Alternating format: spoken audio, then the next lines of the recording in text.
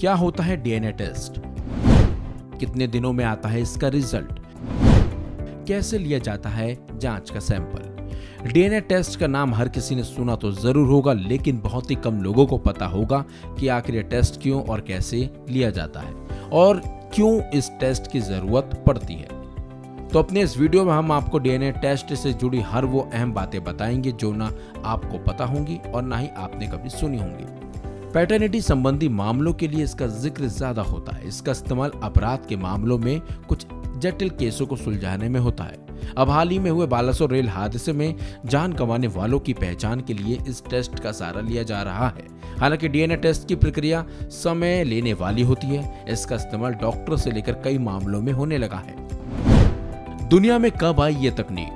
DNA तकनीक पहले दुनिया में नहीं थी। साल 1984 में पहली बार इसके बारे में सुना गया। उसके बाद दुनिया भर में इसका प्रचलन बढ़ गया। कहा जाता है पूरी दुनिया में इसका इस्तेमाल करीब 3.5 दशकों से हो रहा है।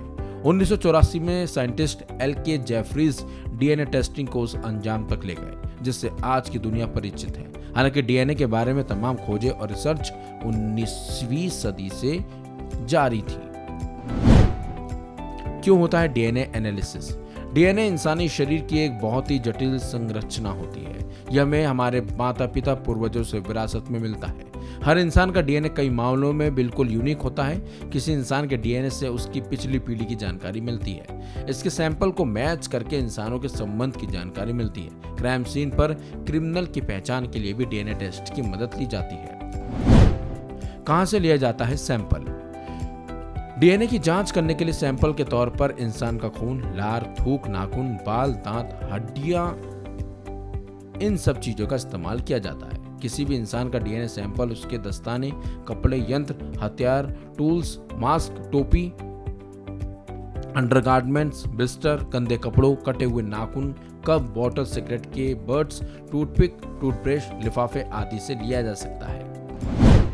बायोलॉजिकल सैंपल सबसे जरूरी। किसी भी बड़े से बड़े आपराधिक केस को बायोलॉजिकल सैंपल के आधार पर आसानी से सॉल्व किया जा सकता है। क्राइम सीन पर मिलने वाले बायोलॉजिकल सैंपल अपराधी का पता लगाने के लिए सबसे जरूरी सबूत होते हैं। हम जब किसी चीज को छूते हैं तो हमारी स्किन की डेड कोशिकाएं उस पर चिपक जाती हैं। इस सैंपल्स को लो लेवल डीएनए या टच डीएनए कहते हैं। इन्हें क्राइम सीन, पीड़ित के शरीर या उसके घाव आदि से हासिल किया जा सकता है। फिंगरप्रिंट्स भी इसी कैटेगरी के सैंपल होते हैं। डीएनए एनालिसिस प्रक्रिया। मुख्य रूप से डीएनए एनालिसिस के 6 चरण होते हैं। पहले टेस्ट को बोलते हैं एब्ट्रैक्शन। इसमें डीएनए को कोशिकाओं से बाहर निकाला जाता है। दूसरा है क्वांटिटेशन, मतलब ये पता करना कि डीएनए कितना मिला है।